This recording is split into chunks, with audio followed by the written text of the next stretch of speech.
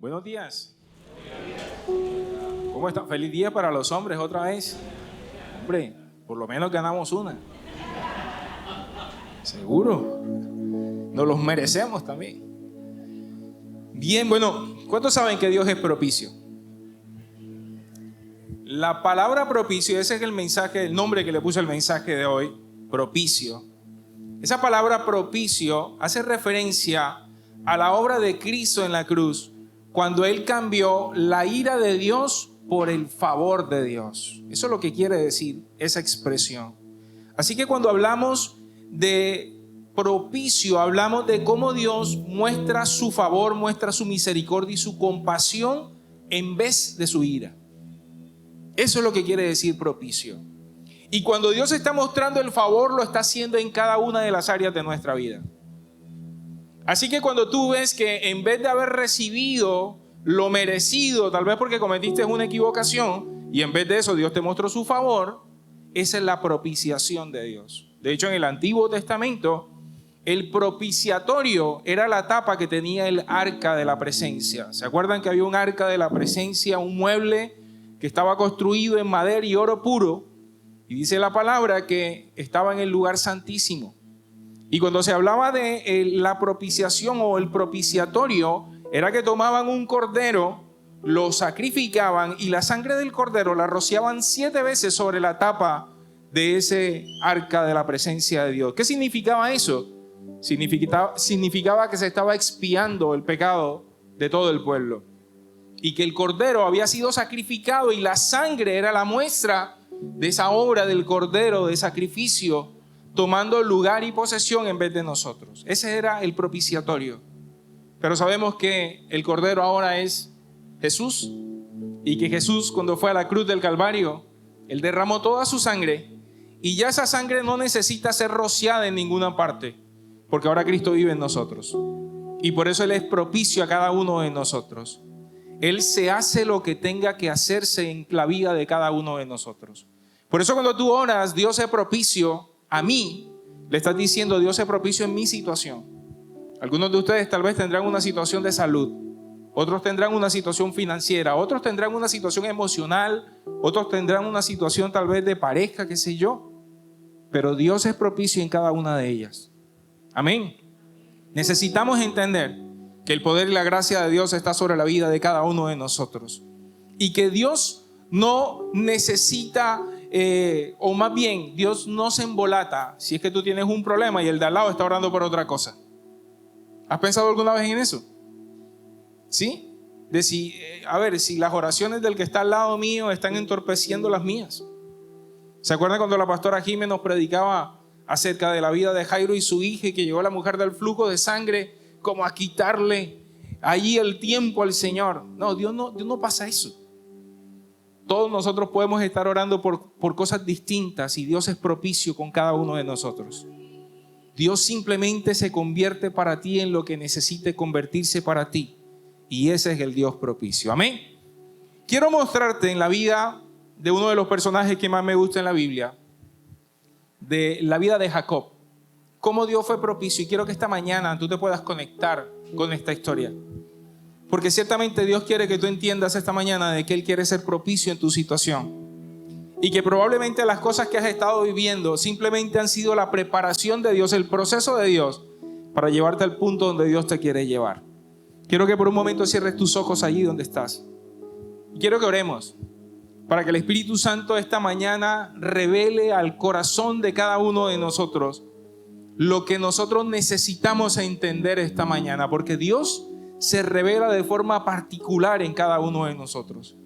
Señor, yo te doy gracias esta mañana y yo te pido, Señor, que tu palabra, que es más cortante que espada de 2 filos, penetre hasta lo más profundo, Señor, hasta los tuétanos, hasta separar el alma del espíritu, que discierna nuestros pensamientos, las intenciones del corazón, pero que el propósito por el cual tú la envías esta mañana se cumpla en nuestras vidas, en el nombre de Jesús. Señor, que hoy podamos recibir lo que necesitamos escuchar para que nuestras vidas sean transformadas en el nombre de Cristo Jesús. Amén y amén. Acompáñame a Génesis capítulo 32. Génesis capítulo 32. Acompáñame allí.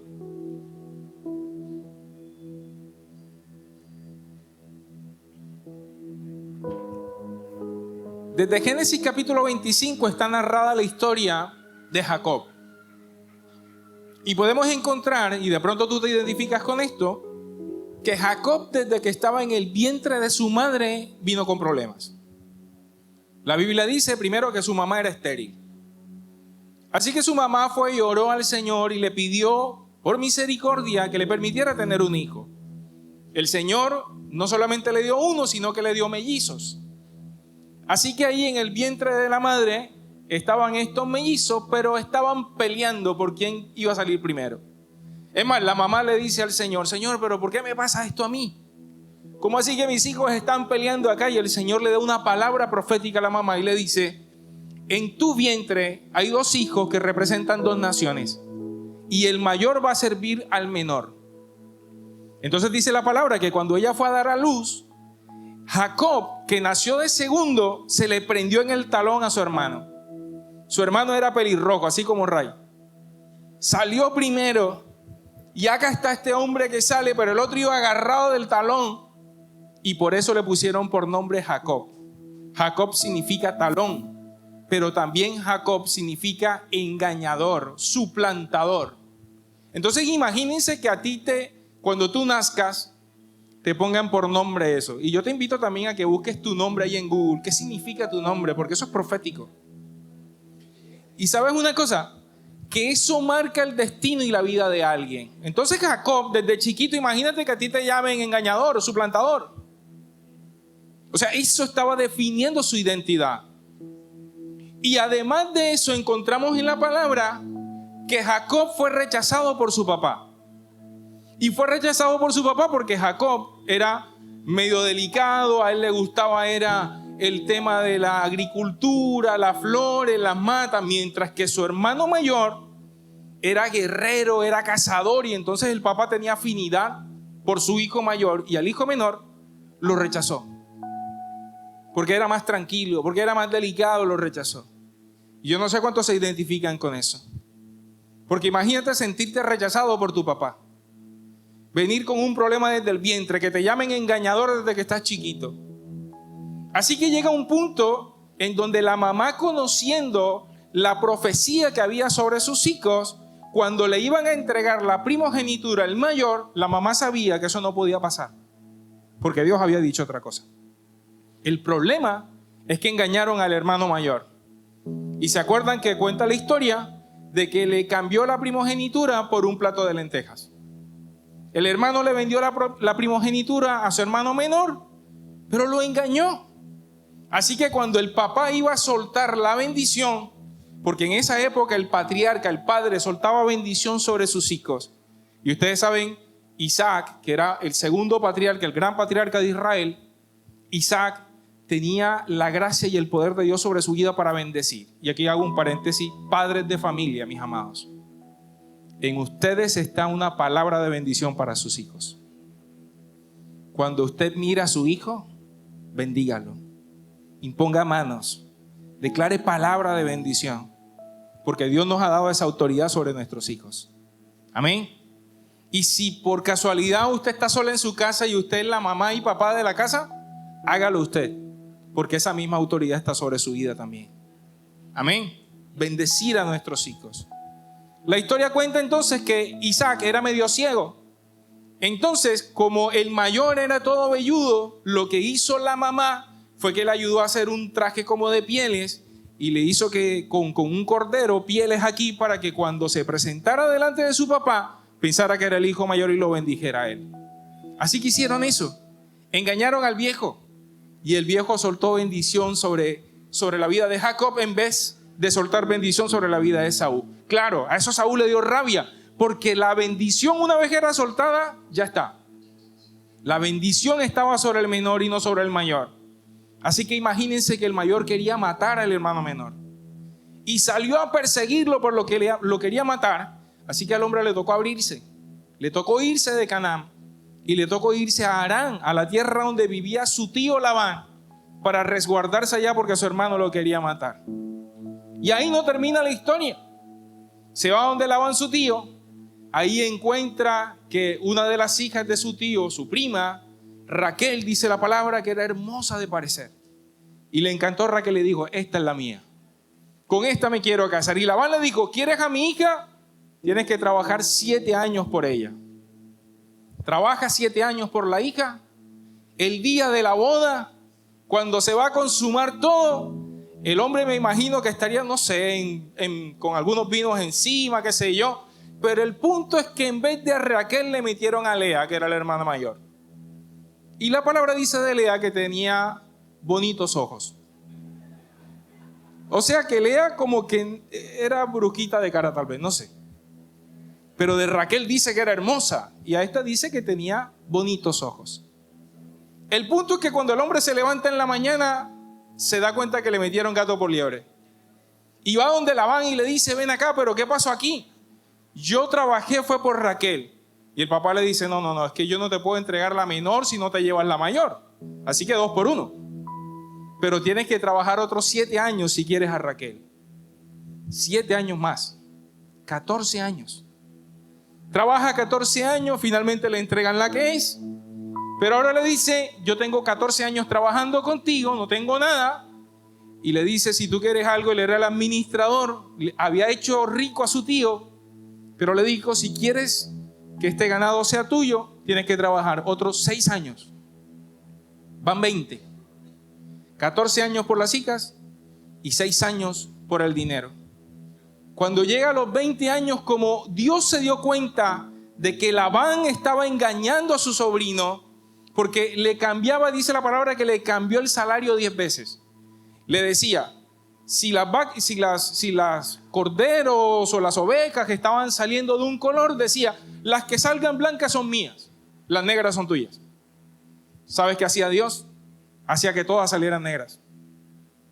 Y entonces Labán decía, ¿pero qué está pasando aquí? Bueno, entonces no, ahora no son las negras, son las que tengan punticos rojos, son las tuyas. Y Dios hacía que todas salieran con punticos rojos. Así que el hombre se llenó de plata, Labán de rabia, y un día se dio cuenta que eso no iba a parar. Labán nunca lo iba a dejar libre. Así que recibe una promesa de Dios y Dios le dice, sal de este lugar porque quiero que vayas una vez más a la tierra de tus padres. Pero allá estaba su hermano, 20 años después, y él pensando, la ira de mi hermano me va a tocar encontrarme con ella. Este es el escenario que estamos pintando. Y quiero que leas el versículo 1 y 2 de Génesis 32, dice lo siguiente. Y todo este contexto para que puedas entender esto que dice estos 2 primeros versículos. Dice, cuando Jacob emprendió nuevamente su viaje, llegaron los ángeles de Dios a encontrarse con él. Al verlo, Jacob exclamó, este es el campamento de Dios. Por eso llamaron a aquel lugar Mahanaim, que significa 2 campamentos. Esto es tan profético y de repente si no te doy todo este contexto que te acabo de dar, no podrías entender esto que acaba de decir Jacob. Jacob lo que está diciendo cuando se da cuenta que los ángeles han llegado, porque si tú lees en el capítulo 31 te das cuenta que finalmente su tío lo alcanza porque lo sale a perseguir, lo alcanza, pero la noche anterior Dios se le aparece al tío y le dice, no te puedes meter con mi hijo. Quiero que entiendas eso esta mañana. Nadie se mete con los hijos de Dios. Amén. Le dijo, déjalo en paz, no te puedes meter con mi hijo. Eso está en el capítulo 31 y lo puedes leer. Pero entonces cuando finalmente él hace un pacto con el tío, se va hacia la tierra donde Dios le está diciendo, se encuentra con unos ángeles y hace esta declaración. ¿Pero esto qué significa? Y anótalo en las tablas de tu corazón. Tu casa, tu familia, tu empresa, tu ministerio, tu profesión son el campamento de Dios. No solamente son tu campamento.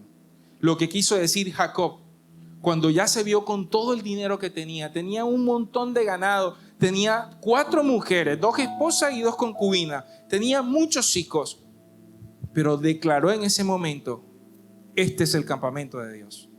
Aquí hay 2 campamentos, uno es de él y el otro es mío. No estaba queriendo decir que eran 2 cosas distintas. Lo que estaba queriendo decir era que su casa, su campamento, todas sus posesiones también le pertenecían al Señor. Él estaba declarando que la presencia de Dios había estado con él todos los días de su vida. Y yo quiero que entiendas esta mañana, sea lo que sea que tú estás viviendo, no creas que Dios está de espaldas a tu realidad. Dios es el dueño de tu familia. Dios es el dueño de tus finanzas. Dios está en todas las cosas que estés viviendo en este tiempo. Y Él no te va a soltar hasta que no haya bendecido tu vida en el nombre de Jesús. Amén. Dice en el capítulo 31, en el versículo 13, y esta es la promesa que Dios le da. Le dice: yo soy el Dios que se te apareció en Belén, el lugar donde ungiste la columna de piedras y me hiciste voto. Ahora prepárate, sal de este país y regresa a la tierra donde naciste.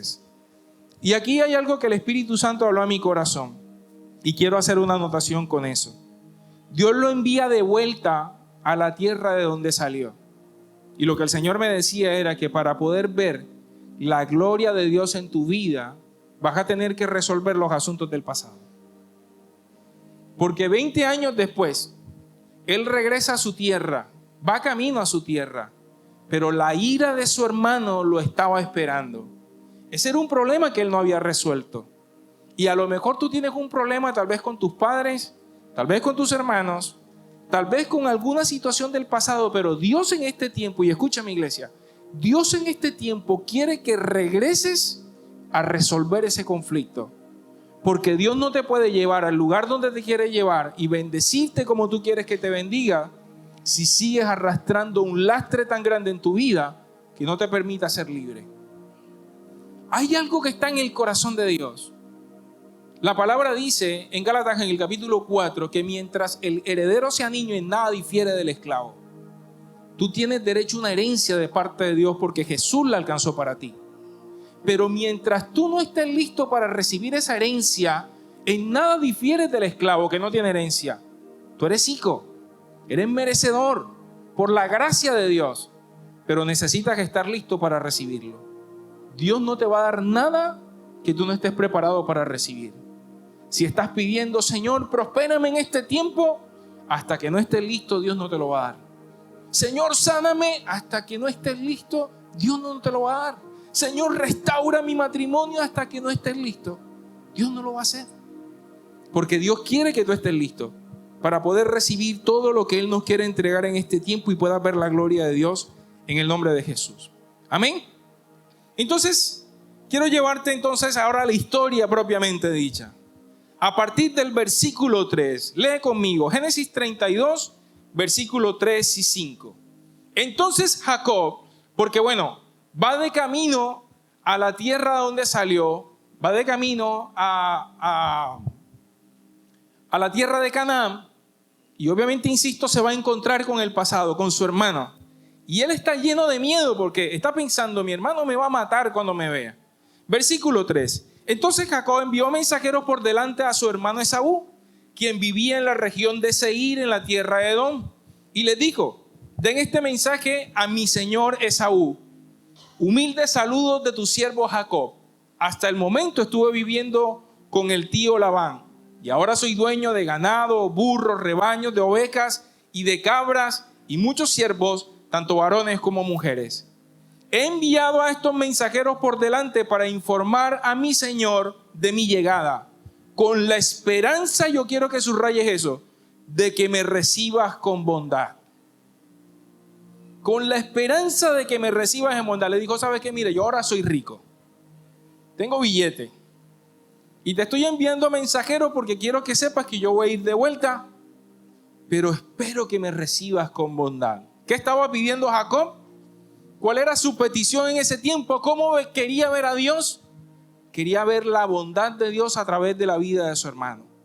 Entonces, Jacob ahora tiene que enfrentarse a ese hecho y a encontrarse con la ira de su hermano, insisto. Y entonces, él fragua toda una estrategia, porque cuando los mensajeros regresan, le dicen: tu hermano viene a tu encuentro y viene con 400 hombres, viene con 400 soldados. Este hombre se llena de miedo y dice: miércoles, mi hermano viene a matarme.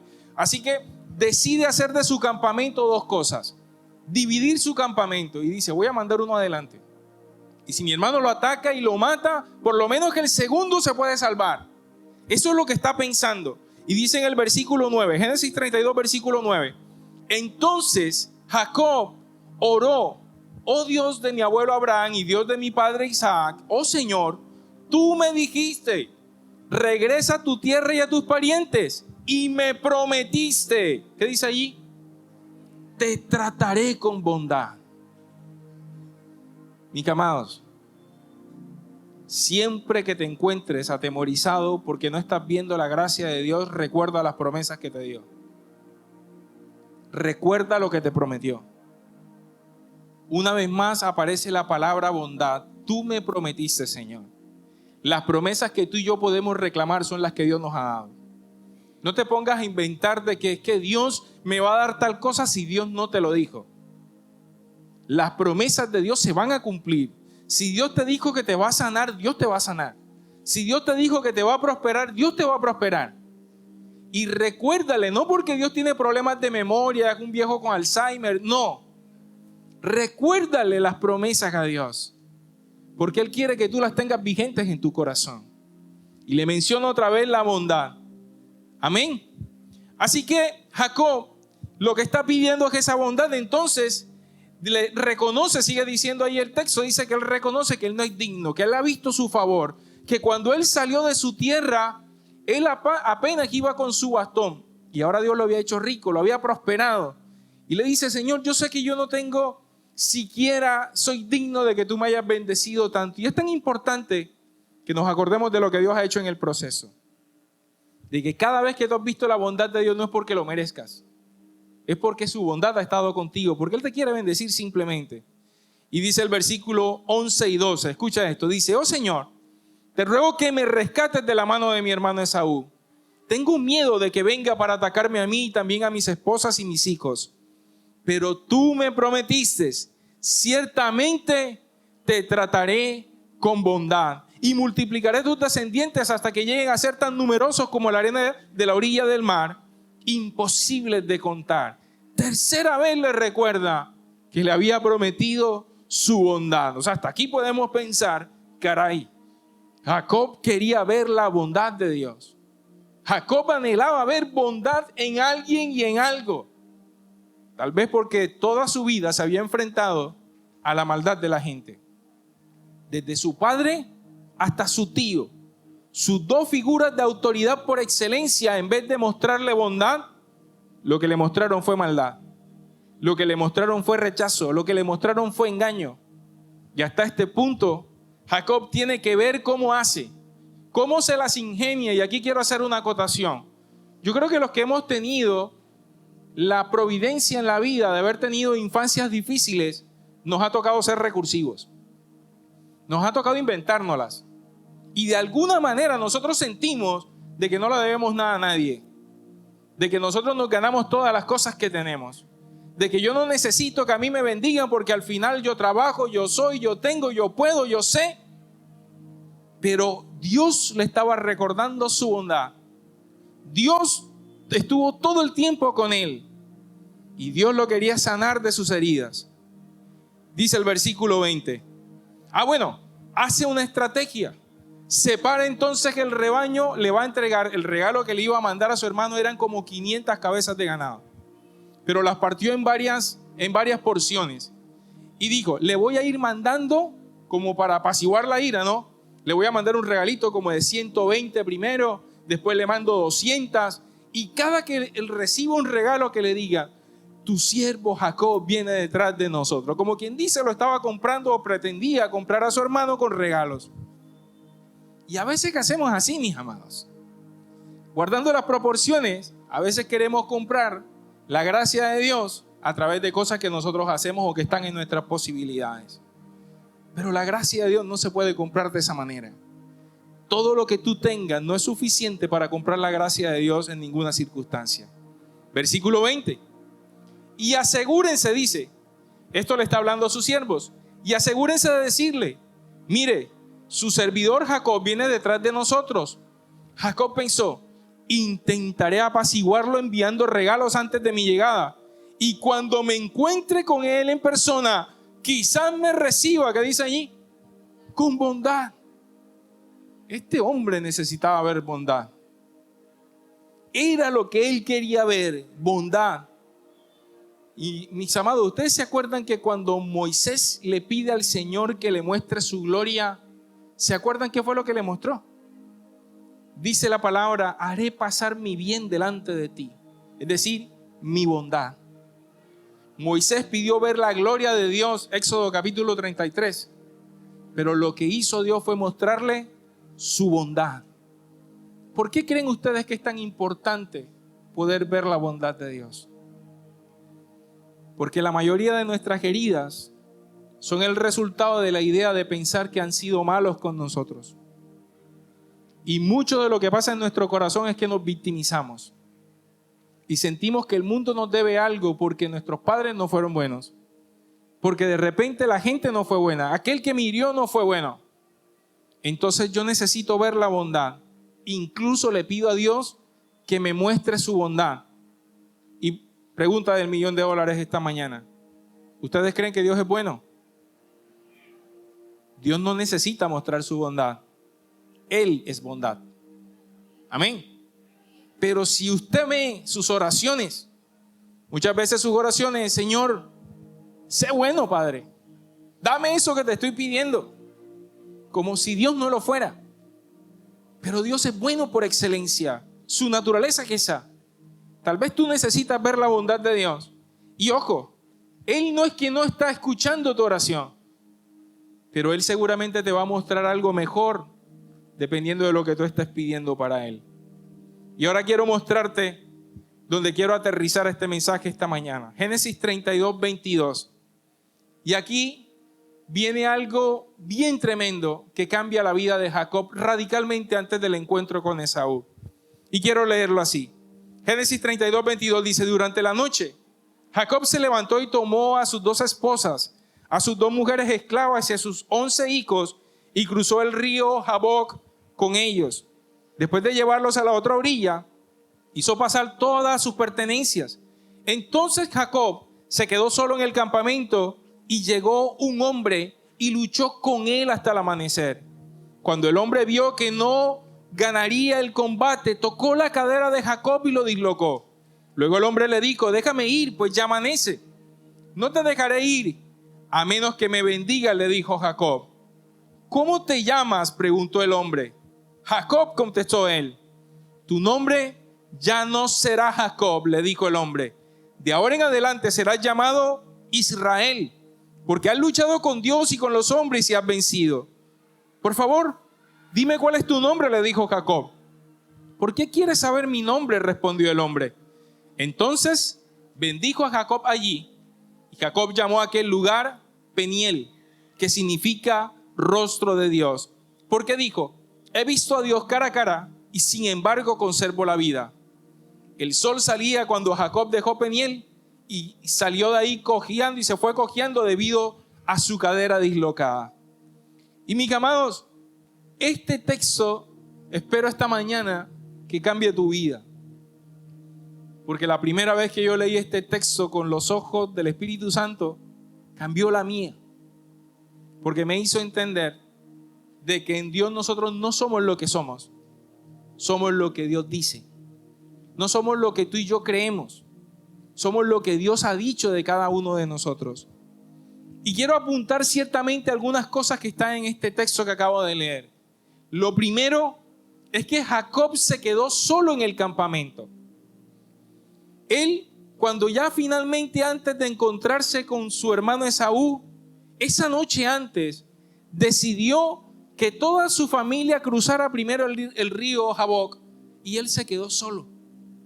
Y quiero hacer un apunte muy importante aquí. Hay cosas que Dios quiere lidiar contigo solo. Solo. Que quiere quitar a la gente que está a tu alrededor. Porque cuando tú estás solo, ahorita Adolfo hablaba de intimidad.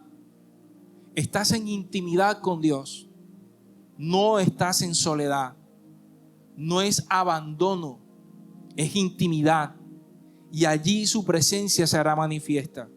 Lo que tú muchas veces consideras, me abandonaron, me dejaron solo, es que no me han llamado. No. Es Dios trayéndote y diciéndote, esto lo vamos a lidiar tú y yo. No necesito a nadie más contigo. No necesito que tenga gente orando por ti, imponiendo manos por ti. Necesito que aprendas a escuchar mi voz. Necesito que tengas este tiempo de intimidad conmigo, donde no hay muletas, donde no hay gente diciéndote cosas que incluso te confunden. Los momentos de intimidad son momentos en que Dios habla tu propio lenguaje. Son momentos en que Dios no va a utilizar una voz distinta a la voz de tu corazón. Esos son los momentos más íntimos. Cuando tú no estás esperando que alguien te revele algo que leíste en la Biblia o algo que estás sintiendo del Espíritu, Dios mismo te lo va a revelar. Y Dios mismo te va a dar el mensaje que tú necesitas escuchar y no lo que el mundo te quiere decir. Así que quiero que entiendas esta mañana que tus momentos de soledad han sido propiciados por el mismo Dios. Los momentos que tú sientes que la gente te abandonó en medio de un proceso son momentos en que Dios te quiere íntimo con Él para poder tratar con tu corazón sin que haya ninguna distracción en tu vida. No sé cuántos dicen amén a esto. Lo segundo que quiero anotar aquí de este texto que acabamos de leer es que el hombre que luchó con Él era nada más y nada menos que Jesús. Es lo que se conoce como una cristofanía. Era el ángel de Jehová. Era Jesús mismo. Y utiliza la palabra luchar ahí, o luchó con Él. Y esa palabra en el original hebreo es la palabra abak, que significa agarrar, luchar cuerpo a cuerpo. Él no estaba peleando con Jesús. Él estaba agarrado a Jesús. ¿Sabes qué fue lo que pasó? Se le prendió como una garrapata a Jesús. Cuando lo vio, yo me imagino que el espíritu que estaba en él, o sobre él en ese momento, le dijo: este es Jesús, este es el ángel de Jehová. Así que lo que hizo él fue que se le prendió encima. Y yo creo que es necesario que nosotros agarremos a Dios en tiempos difíciles o de procesos, pero que no desfallezcamos, porque lo que nos pasa muchas veces es que agarramos a Dios, pero se nos acaban las fuerzas, o nos desilusionamos, o de pronto viene la falta de fe, soltamos la presencia y no perseveramos hasta ver lo que Dios dijo que iba a hacer. Y muchos de nuestros procesos son probados en la perseverancia. Permanecer, también decía Adolfo hace un rato. Permanecer es clave. Permanecer cuando tú escuchas un silencio, cuando escuchas los zapitos y tú dices: nadie me habla, ni Dios me habla. Persevera. Dios no es que está probando tu paciencia. Dios realmente está formando tu corazón. Los momentos en que Dios calla, dice la palabra, es por amor. Es porque en muchas ocasiones, si tras el proceso Dios te da la solución, mañana no aprendiste nada. Pero cuando la solución no viene enseguida y te toca vivir el proceso, ahí es cuando empiezas a aprender. En Dios siempre va a ser más importante el proceso que el resultado, porque es en el proceso donde Él transforma nuestras vidas. Y es agarrándote de Él y no soltándote cuando tú efectivamente vas a poder ver la gracia de Dios. Y en esa obediencia de permanecer es que tu fe se fortalece. El miércoles, mientras yo estaba haciendo el devocional a las 5 de la mañana, el en vivo del ayuno, yo les decía: la obediencia es el combustible de la fe. ¿Sabes por qué? Porque cuando te toca estar allí obedeciendo, permaneciendo, el músculo de la fe se ensancha. Porque llega un punto en que aunque tú no estés viendo absolutamente nada, tú tienes una convicción en tu corazón de que Dios va a hacer algo. Yo no sé si te ha pasado eso. El diagnóstico dice: fatal. Sí, la cuenta está en cero. Los negocios no salen. La familia está que se cae. Pero por alguna razón, en tu interior, la voz está diciendo otra cosa. La voz está diciendo: tranquilo. La voz está diciendo: yo estoy contigo. Y de esta vamos a salir juntos. Tranquilo. Pero tienes que permanecer, porque si sales corriendo de allí y te sueltas de la presencia, tal vez te estás dejando de lado el momento en que Dios te va a bendecir cuando tú ciertamente estés listo.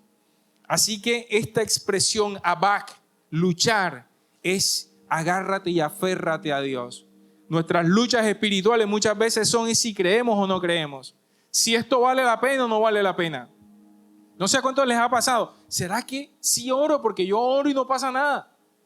¿Será que sí voy a la iglesia porque voy a la iglesia y no sé, salgo igual? A veces salgo hasta peor de la iglesia. Tienes que permanecer. Porque muchas veces Dios va a tratar con tu corazón de esa manera. Muchas veces Dios te va a incomodar. Muchas veces Dios va a hacer que te duela. La Biblia dice que Dios endureció el corazón del faraón. No tenía sentido eso. ¿Por qué Dios endurecería el corazón del faraón si él estaba pidiendo que sacaran al pueblo a adorar al desierto? ¿Y por qué endurecía el corazón? Cada una de las plagas que iba enviada, en vez de que el faraón dijera ahí, no, ya saquen a esta gente de aquí, el corazón se le endurecía. Pero la Biblia dice era que Dios quería mostrar su gloria. Así que cuando veas que la cosa está arreciando y que tú crees que está más dura, créeme, la gloria que se va a manifestar es más grande. Y el testimonio va a ser colosal. Porque cuando el toro es más bravo, la corrida sale mejor. Amén. Y tal vez que estás viviendo un momento como ese, pero Dios está fortaleciendo tu vida, así que no te sueltes. Resiste, agárrate del Señor, lucha hasta que Dios te bendiga. Porque si Dios te dijo que te iba a bendecir, eso es lo que Dios va a hacer. Amén. Luego pasa que como está agarrado allí, y me encanta esto que dice, Jesús se dio cuenta que no se iba a soltar. Qué lindo que Jesús diga eso de nosotros. Este no se va a soltar. Este está como una garrapata y Jesús le hacía así y el tipo prendido, no me suelto hasta que no me bendigas. Y dice la palabra que le tocó aquí en el muslo y le descoyuntó la cadera. Y el Espíritu Santo me decía ayer mientras leía esto, lo incomodó, le quitó las fuerzas humanas, porque él estaba acostumbrado a resistir en sus fuerzas. Jacob era tremendo estratega. Jacob se valió en medio de todos los problemas que tú imagínate, un pelado que fue rechazado por su papá, correteado por su hermano, engañado por su tío. Al tipo le tocó convertirse en un tipo recursivo. Él decía, a la que sea me enfrento. Pero ahora se estaba enfrentando a alguien que en tus propias fuerzas no puedes vencer. Dios le quitó las fuerzas. Porque ahora él iba a entender cómo es resistir de manera sobrenatural. Porque cuando tú estás resistiendo en tus propias fuerzas, no pasa nada. Y Dios le quitó la comodidad. Dios le quitó las fuerzas humanas. Imagínense tener la cadera descoyuntada. ¿Cómo te paras con eso? ¿Cómo te aferras a Dios con eso? A este hombre con quien estaba luchando. Sobrenaturalmente. Porque ahora sus fuerzas eran sobrenaturales. Ahora era cuando las fuerzas de Dios que estaban haciendo realmente y estaban cobrando sentido. Cuando te quitan las muletas que te sostienen. Y a veces la muleta es el dinero. A veces la muleta es tu familia. A veces la muleta son esas cosas en las que pusiste tu confianza. Y por eso muchas veces vienen crisis a tu vida. Porque Dios necesita realmente que tú aprendas a caminar en su sobrenaturalidad. Porque es muy fácil cuando tú dices, pero yo lo tengo todo. Yo recuerdo un testimonio de que un predicador le fue a predicar, le fue a evangelizar a Luis Miguel, el cantante Luis Miguel. Y entonces él le preguntaba a la persona que lo había llevado para evangelizar, le dijo, pero ¿qué hago? Este tipo tiene todo. Tiene plata, mujeres, fama, tiene todo. Y lo que le dijo la persona que iba con él es, pero no tiene a Cristo. Entonces no tiene nada. A veces no entendemos eso. Y solo cuando estás en crisis te encuentras con el Dios que todo lo puede. Esa película que nos vamos a ver, Las Parejas, tiene una frasecita que a mí me encantó. Pagó la película para mí. ¿No la puedo decir?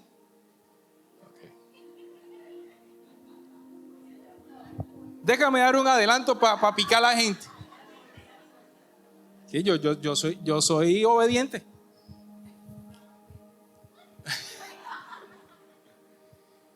La película tiene una frase que me encantó. Él dice, porque es una pareja que la vida se le vuelve de cabeza.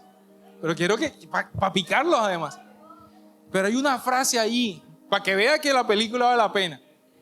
Hay una frase que dice el tipo al final, dice, Dios muchas veces pone nuestra vida de cabeza para que aprendamos cómo es vivir realmente derechos. ¡Wow! A veces Dios nos tiene que voltear boca abajo, hacernos la vida añicos, para que aprendamos lo que significa estar caminando derecho. Y eso fue lo que hizo Dios con Jacob. Le iba a enseñar ahora a caminar derecho en Dios. Amén. Lo siguiente que hizo fue que le cambió la identidad. Le preguntó, ¿cómo te llamas? Jacob, el engañador, el suplantador, el que siempre ha sido rechazado. Ok, cállate. Ahora te vas a llamar Israel, que significa Dios lucha. Otra traducción de esa palabra Israel es Dios a tu favor. Escucha eso. Dios a tu favor, porque has luchado con los hombres y has luchado con Dios y saliste ganador. ¡Qué declaración tan poderosa! Lo que le estaba diciendo Dios, aunque el mundo te vea como un engañador, yo te veo como un campeón. Mi favor está contigo. Y ahora tu identidad tiene que ser cambiada, porque te creíste que el cuento toda la vida de que no servías, de que la gente siempre te miraba feo. Tu baja autoestima hasta hoy llega, porque a partir de hoy te cambio la identidad y te digo que tú eres Israel. ¿Y sabes quién es Israel? La nación más importante del mundo. Oye, el tipo que era el engañador, el embaucador, el tipo que fue rechazado por su papá, perseguido por su hermano, Dios lo convirtió en Israel. La nación que el Señor escogió para que naciera su hijo. La nación que Dios ama, Israel. Mis amados, el mundo puede decir de ti muchas cosas, pero la identidad que tú tienes es que eres hijo de Dios. Y eso es más importante que lo que digan de ti. El mundo puede decir que eres un desamparado, puede decir que eres un fracasado, pero Dios te dice, no. Tú eres el hijo de mi favor. Yo estoy contigo. Le cambió la identidad. Y Jacob le preguntó a él el nombre. Por favor, dime el nombre. ¿Cuál es tu nombre? Y el Señor no le dio su nombre. El Señor se quedó en silencio. Le dijo, ¿por qué quieres saber mi nombre?